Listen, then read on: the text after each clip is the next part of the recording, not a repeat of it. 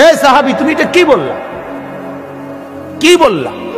আমার এই মায়েজ গোটা পৃথিবী যা জানতো না, নিজের অপরাধ নিজে স্বীকার করে, নিজের শাস্তি নিজে গ্রহণ করে তওবা করছে।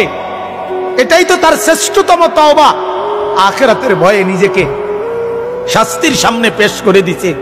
আল্লাহর নবী তখন বললেন, লাকাদ তাবা তাওবাতান। আরে সাহাবীরা শোনো, আমার এই সাহাবী এই মুহূর্তে এমন তওবা করছে, এটা তার এমন তওবা, লাউ কুসিমাত জামিউল আরদি লা ওয়াসাত। যদি তার এই তওবা বাইটা বন্টন করে পৃথিবীর সমস্ত নাফরমানের গুনার মোকাবেলায় তার তওবা যদি বন্টন করে, আল্লাহ তাআলা সবাইকে মাফ করে দিবে। তার তওবা এত ভারী, কারণ সে তো নিজের অপরাধ নিজে কি করছে? স্বীকার করে নিছে।